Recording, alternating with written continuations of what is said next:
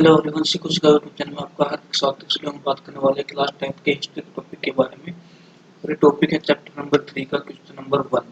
तो short answer type question है। तो chapter number 3 the making of global world, तो उसका चैप्टर नंबर 3 का एक क्वेश्चन नंबर 1 है।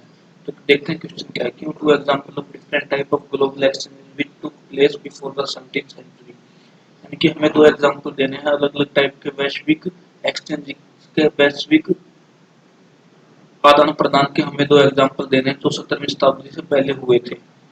Choosing one example from the Asia, एक एग्जाम्पल तो एशिया का देना है, एंड वन फ्रॉम अमेरिका, और एक अमेरिका से देना है। क्लास 10th की हिस्ट्री का चैप्टर नंबर 3 का क्वेश्चन नंबर 1 है, शॉर्ट आंसर टाइप क्वेश्चन। तो देखते हैं इसके आंसर के बारे में। तो देखिए, सबसे पहले तो हम बात करते हैं एशिया की।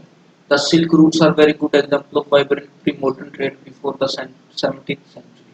यानी कि जो रेशम के जो रूट थे, सिल्क जो रूट थे, वो बहुत ही अच्छे उदाहरण है जो कि पूर्व आधुनिक व्यापार के उदाहरण हैं जो कि 17वीं शताब्दी से पहले हुए। यानी कि जो सिल्क के जो रूट्स होते थे वो बहुत ही अच्छे एग्जाम्पल है प्री मॉडर्न ट्रेड के, जो कि 17वीं शताब्दी से पहले व्यापार हो रहा था उससे, उसके बहुत महत्वपूर्ण एग्जाम्पल है, बहुत अच्छे एग्जाम्पल है silk routes. The historians have identified several silk routes over the land and by the sea. जो इतिहासकार थे उन्होंने बहुत सारे सिल्क रूट आइडेंटिफाई किए, सिल्क रूट पहचाने। कुछ रास्ते तो जमीन से होते थे और कुछ समुद्र से। Linking Asia with Europe and northern America, जो कि ये जो रूट्स होते थे, सिल्क रूट्स होते थे, एशिया को लिंक करते थे, मिलाते थे यूरोप से और उत्तरी अमेरिका से।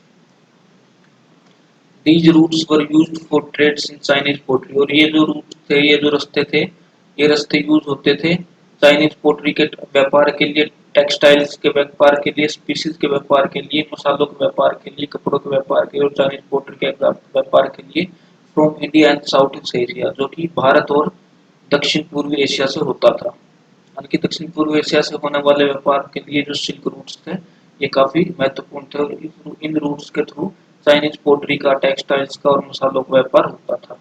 इन रिटर्न, बदले में precious metals gold and silver came from Europe to Asia, और उनके बदले में जो कीमती जो धातु होती है जैसे कि सोना है और चांदी है, ये यूरोप से बाहर एशिया आते थे। और moreover secondly, Christian missionaries and later Muslim preachers travel through these routes. और इसके बाद अगर बात की जाए तो जो क्रिश्चियन मिशनरी, यानी कि जो ईसाई जो धर्म प्रचारक लोग थे और जो मुस्लिम धर्म प्रचारक लोग थे, वो इन रूट्स के थ्रू ट्रेवल करते थे, यात्रा करते थे। It may be mentioned here that in ancient time Buddhism to separate in several direction through intersecting points on the silk routes. और ये भी यहाँ मेंशन करना काफी इंपॉर्टेंट है कि प्राचीन समय में जो बुद्धिज्म था, वो बुद्धिज्म जो फैला था वो भी इन रूट्स के थ्रू ही फैला था। अब बात करते हैं अमेरिका की। तो अमेरिका में जो एक्सचेंजेस हुए थे उनके बारे में बात करते हैं। तो देखिए, America after the discovery of America bye Christopher Columbus, many of our common food such as potatoes, soya, groundnuts, maize, tomatoes, chilies came from America's original inhabitants, that is American Indians।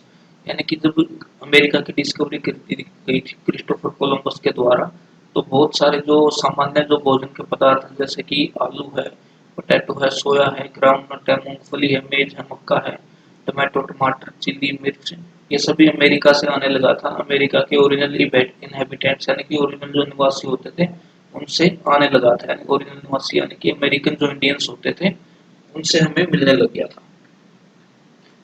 From the 16th century, 16वीं शताब्दी से America vast land abundant crop and minerals transform trade and lives everywhere. और America की जो खूब बहुत बड़ी जो जमीन थी और जिसके ऊपर बहुत बड़ी मात्रा में, प्रचुर मात्रा में फसलें होती थी, मिनरल्स खादान होती थी, तो ये इन्होंने व्यापार का रंग रूप ही बदल दिया, और व्यापार के साथ साथ लोगों के रहन सहन का ढंग भी उन्होंने हर जगह प्रभावित किया। Precious metals like silver from mines in Peru and Mexico, जो कीमती जो धातुएं होती थी जैसे कि चांदी हो गया, जो कि पेरू की माइंस से, पेरू की खदानों से और मैक्सिको की खदानों से आती थी। इन्होंने क्या किया, इन्होंने यूरोप की वेल्थ को और फाइनेंस कर दिया, यूरोप की वेल्थ को बढ़ाया और उनके ट्रेड को एशिया के साथ बढ़ाया। Legend spread in 17th century Europe about South America's favored wealth। और दक्षिण अमेरिका की प्रसिद्ध खजानों के बारे में जो किस्से कहानियां थे वो 17वीं शताब्दी में यूरोप में फैलने लग गए थे।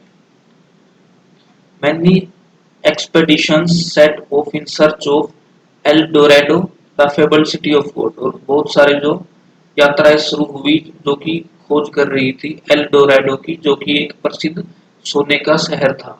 Thus there were global exchanges before the 17th century। तो इस प्रकार ये कुछ ग्लोबल एक्सचेंज थे, वैश्विक आदान प्रदान थे जो कि 17वीं शताब्दी से पहले हुए थे। तो एक बार इनको फटाफट ब्रीफली देख लेते हैं कि क्या कुछ थे एशिया और अमेरिका के जो आदान प्रदान हुए थे। तो देखिए, तो आपका क्वेश्चन है, give two example of different type of global exchange which took place before 17th century. यानी कि 17वीं शताब्दी से पहले जो आदान प्रदान हुए थे उनके हमें दो एग्जांपल देने हैं। Choosing one example from Asia, एक एग्जांपल तो एशिया से देना, एक एग्जांपल देना अमेरिका से। तो देखिए, सबसे पहले Asia. Silk route were the good example of vibrant pre modern trade before the 17th century. Silk जो रेशम के जो रूट थे, रेशम के जो रास्ते थे जहाँ से रेशम आदान प्रदान होता था, तो काफी अच्छा एग्जाम्पल है प्री मॉडर्न ट्रेड के, पूर्व आधुनिक व्यापार के, जो कि 17वीं शताब्दी से पहले होता था। The historians have identified several routes over the land and the by the sea. जो इतिहासकार थे उन्होंने बहुत सारे अलग अलग रास्ते ढूंढ निकाले थे जो कि सिल्क रूट होते थे।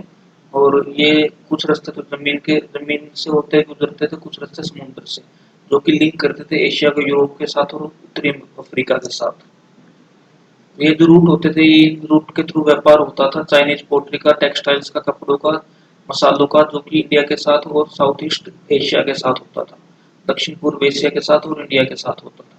इन रिटर्न बदले में क्या होता था, जो कीमती जो धातुएं होती जैसे कि सोना हुआ, चांदी हुई, यूरोप से एशिया आते थे। और अगर बात की जाए तो क्रिश्चियन मिशन जो ईसाई धर्म प्रचारक थे, तो मुस्लिम धर्म प्रचारक थे, ये भी इन रूट्स के थ्रू ही आए थे। इट में भी मेंशन्ड हियर, यहाँ पे एक मेंशन करना भी इम्पोर्टेंट है कि प्राचीन समय में जो बुद्धिज्म तो जो फैला था अलग अलग डायरेक्शन में, अलग अलग दिशाओं में, वो भी इन्हीं रूट से होते हुए ही फैला था। अब बात करी जाए अमेरिका की, तो अमेरिका की डिस्कवरी जो क्रिस्टोफर कोलंबस ने कर दी थी, तो अमेरिका तो बहुत सारे जो सामान्य भोजन या फिर खाद्य पदार्थ होते जैसे कि आलू, सोया, मूंगफली, मक्का, टमाटो, टमाटर, चिली, मिर्च, ये अमेरिका के ओरिजिनल इनहेबिटेंट्स से आने लगे थे। यानी कि ओरिजिनल इनहेबिटेंट्स किसे बोलते थे, जो अमेरिकन इंडियंस होते थे उन्हें ओरिजिनल अमेरिकन इनहेबिटेंट्स बोलते थे। अब क्या है, फ्रॉम द 16th सेंचुरी, 16वीं शताब्दी से ही अमेरिका की जो प्रचुर जो जमीन थी जहाँ पर बहुत सारी फसलें होती थी, मिनरल्स मिलते थे, और इन सब ने क्या किया, व्यापार को ट्रांसफॉर्म ही कर दिया, व्यापार का रंग रूप ही बदल दिया और जीवन को भी काफी प्रभावित किया। Precious metal like silver from the mines in Peru and Mexico enhanced Europe's wealth. और जो कि कीमती जो धातुएं होती जैसे कि चांदी, जो कि पेरू की खदानों में और मैक्सिको खदानों में मिलती है, इन्होंने यूरोप की धन संपदा को बढ़ाया और उसके ट्रेड को भी काफी प्रभावित किया जो कि एशिया के साथ होता था। Legends spread in the 17th century Europe about the South America's fabled wealth। और जो कि किस्से कहानियां स्टार्ट हो गई थी, किस्से कहानियां फैलने शुरू हो गए थे यूरोप के अंदर में साउथ अमेरिका की काफी प्रसिद्ध धन संपदा के।